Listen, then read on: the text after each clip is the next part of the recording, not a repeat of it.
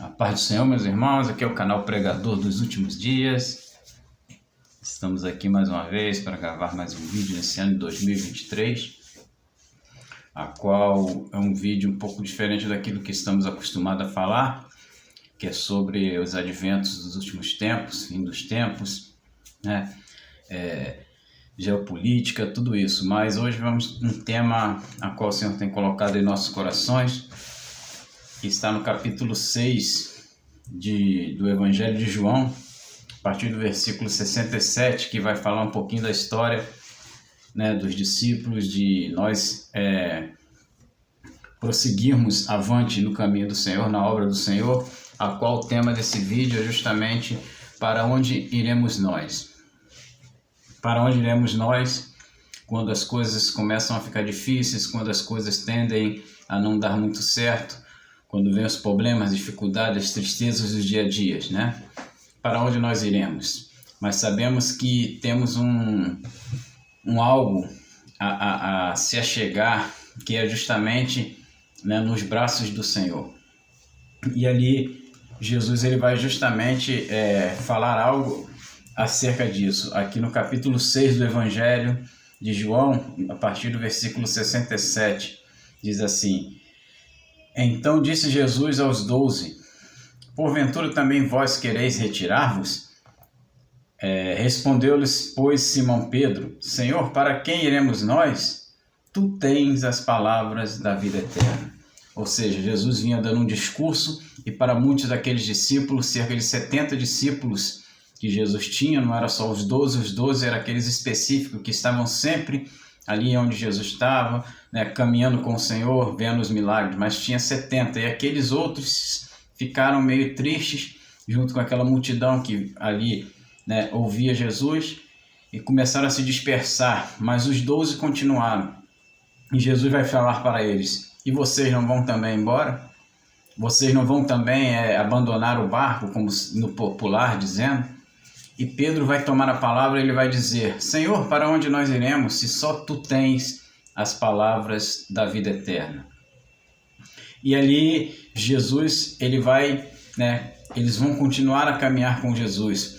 E aí as circunstâncias que acontecem na caminhada é que eles estão ali vendo, né, no dia a dia, Jesus realizando vários milagres, Jesus fazendo várias coisas, ressuscitando mortos, fazendo coisas absurdas, podemos dizer assim, que a qual eles nunca tinham visto, né? E de repente, o que acontece?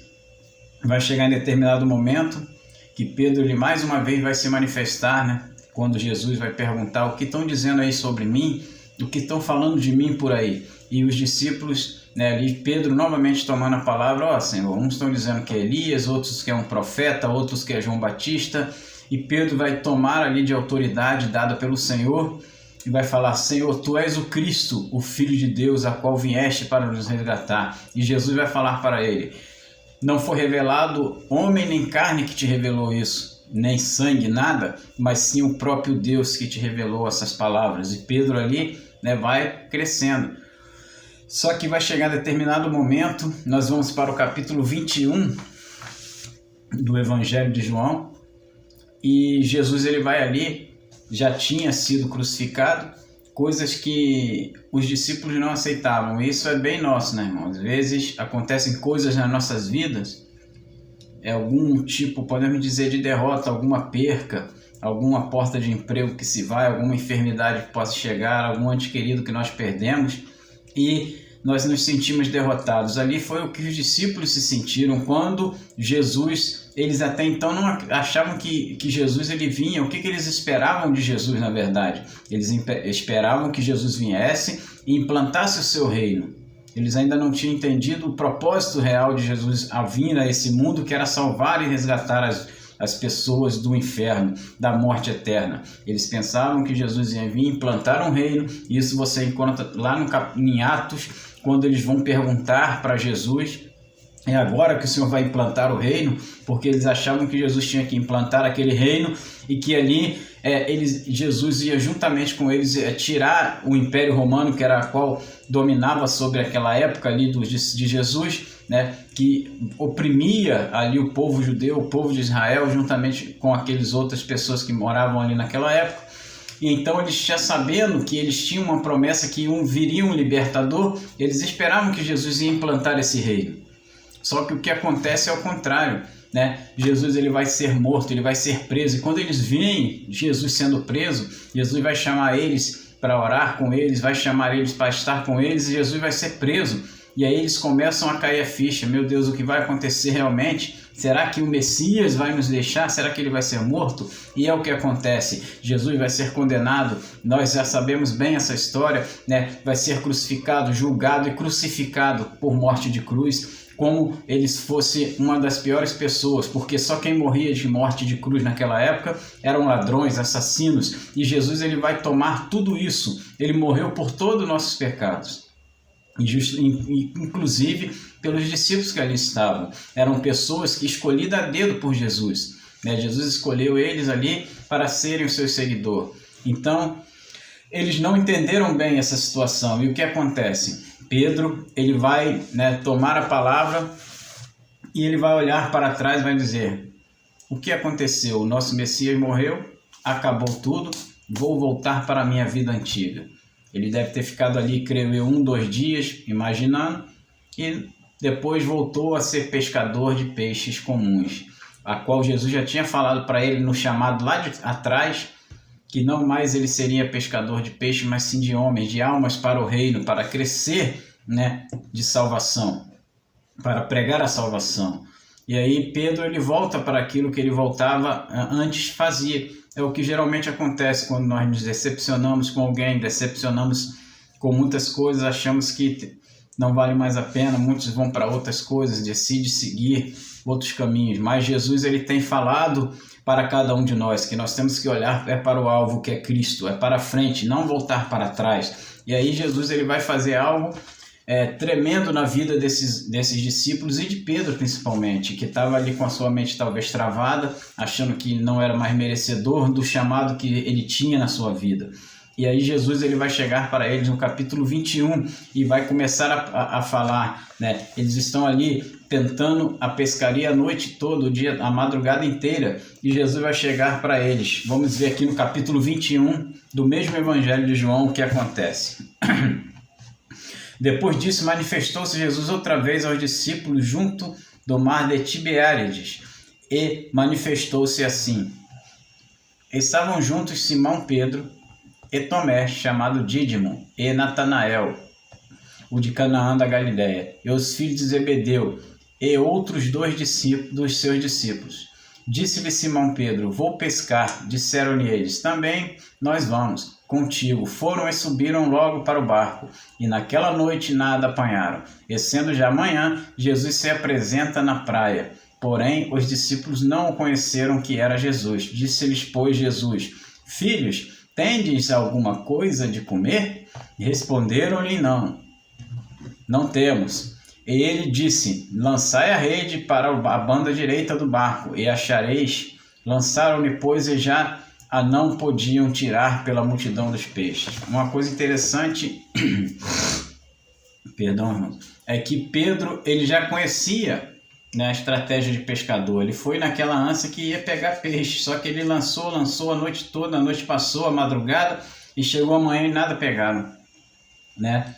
E aí chega de repente esse homem a cerca de 100 metros, nós vamos encontrar isso aqui, 200 côvados, simboliza mais ou menos, quase 200 côvados, simboliza quase 100 metros de distância da praia, que é a areia, e Jesus vai falar para eles: lança do lado direito, né? E eles na mesma hora lançaram, só que olha o que vai acontecer, o interessante. Então aquele discípulo a quem Jesus amava disse a Pedro: é o Senhor. E quando Simão Pedro ouviu que era o Senhor, cingiu-se com uma túnica, porque estava nu, e lançou-se ao mar. Nu, entre aspas, ele estava com aquele calção, bermudão, e para os judeus isso já era um tipo de nudez. Eles sem camisa, sem uma veste, eles não. Você pode ver que todo judeu, dificilmente você vai ver sem esse tipo de roupa que cubra o seu corpo por inteiro. Então, Pedro põe essa túnica, mergulha e vai ao encontro do Senhor, a qual ele devia estar muito feliz, porque Ele tinha notícia que Jesus estava crucificado, mas de repente ele vê o discípulo a qual Jesus amava, né? Fala, é o Senhor. Ele não quer nem saber da quantidade de peixe, dos peixes. Ele mergulha na mesma hora, perdeu o medo, né? Porque quando ele caminhou, quando ele viu Jesus numa outra pescaria e Jesus se apresenta, né? E fala com eles ali, Jesus andando por cima da água, e Pedro vai tomar ali, vai perguntar, Senhor, se é tu mesmo, mande que eu vá a teu encontro também caminhando por cima das águas. Jesus fala, vem, e ele vai andando, só que vai chegar um determinado momento que ele vai afundar, porque Jesus vai falar, homem, porque a tua fé foi pequena. Quando Pedro começou a olhar para a circunstância, olhar para o mar, deixou de olhar para Jesus. É isso que acontece. Quando nós começamos a olhar para as situações difíceis da vida, para os momentos difíceis, nós começamos a deixar de olhar para o alvo que é Cristo. E aí começamos a nos confundir, achando que não tem mais, a vida não vale mais a pena, que os problemas são maiores do que tudo. E na verdade não são, porque o maior é aquele que está conosco, que é Jesus Cristo. Então Pedro passou, não olhou mais para Jesus, e aí ele afundou, e ele grita desesperado, Senhor, salva-me, porque eu vou perecer, eu vou falecer aqui, nesse meio do mar aqui, afundando. Então prova que ele não sabia nadar. Então, o que acontece? Pedro pede a ajuda a Jesus, e é isso que nós temos que fazer, irmãos. Na hora difícil da vida, vamos pedir ao Senhor para nos ajudar. E ali Jesus, ele vai ter um encontro com Pedro novamente, após a sua crucificação, após a ressurreição. Pedro achava que tudo tinha se perdido, que todas aquelas promessas, que todos aqueles 3 anos, há 3 anos e meio, que ele andou com Jesus, perdeu-se tudo, não valia mais a pena, porque tudo ficou para trás, foi só uma ilusão. Não, o Senhor vai lá e vai trazer tudo, os sonhos novamente, vai ressuscitar aquilo que Pedro em poucos dias tinha perdido, aquilo que os discípulos em poucos dias tinham deixado de acreditar, que é a promessa da vida, a promessa do ministério, a promessa que Jesus estava com eles. E aí Pedro, ele vai lançar-se ao mar e vai ao encontro de Jesus. E no 9 diz assim, versículo 9, logo que desceram para a terra, viram ali umas brasas e um peixe posto em cima e pão. Disse-lhe Jesus, trazei 2 peixes, que agora apanhaste. Simão Pedro subiu, puxou a rede para a terra, cheia de 153 grandes peixes. E sendo tantos, não se rompeu a rede. Disse-lhe Jesus, vinde e jantai. E nenhum dos discípulos ousava perguntar-lhe, quem és tu? Sabendo que era o Senhor.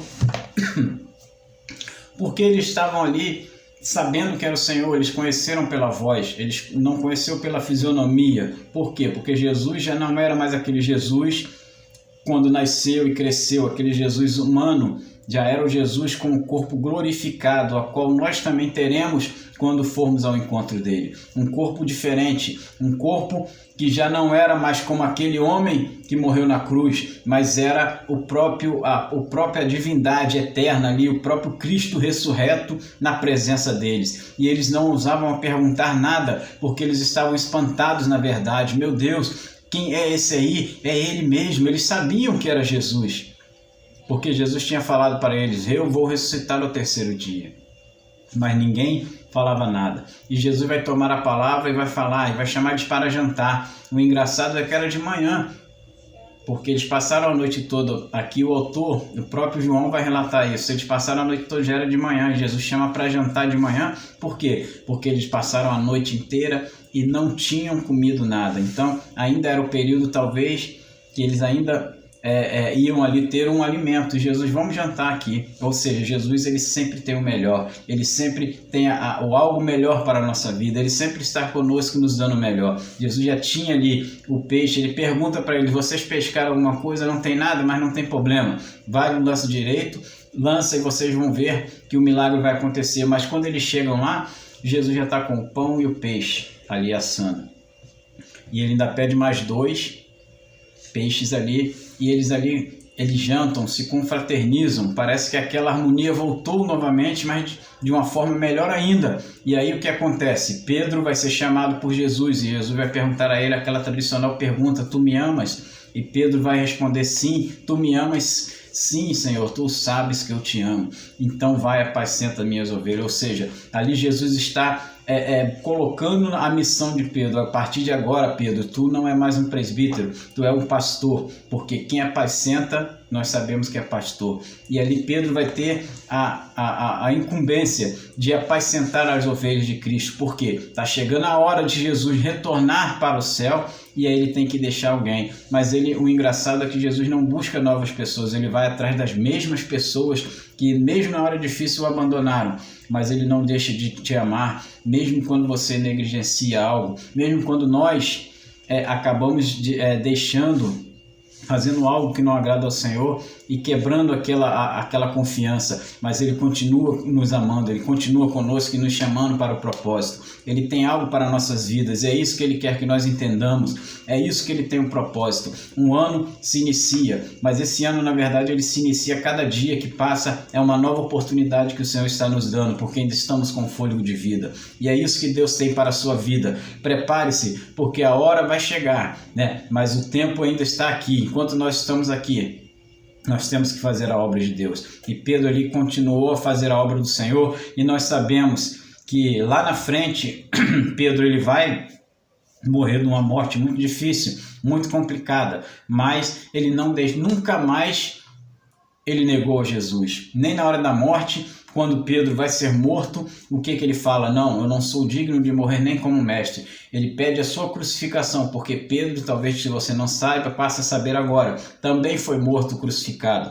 Só que ele, pela sua ele não se achou digno de morrer nem como Jesus, crucificado normal em pé. Ele pediu para ser crucificado de cabeça para baixo. Então, mostra a humildade ali e a confiança que Pedro tinha, não temia mais a morte, não tinha mais preconceito nenhum, ele entendeu o seu ministério, o seu chamado. E é isso que nós temos que entender, não importa de que forma nós iremos partir daqui, o que importa é que nós estaremos junto com o Senhor para todo sempre. É isso que ele quer de cada um de nós, termos a responsabilidade de sempre acreditar na promessa de Deus. E é isso que eu tenho para a tua vida nessa hora, que você medite nesse vídeo, passe ele, compartilhe, se inscreva no canal, deixe o seu like, curta aí, bote para frente. Vamos incentivar os nossos irmãos a continuar na batalha, a continuar pregando o Evangelho, porque é dessa forma que nós vamos ter a nossa vitória, é dessa forma que nós vamos caminhar e estar sempre com o Senhor Jesus, não importa as circunstâncias,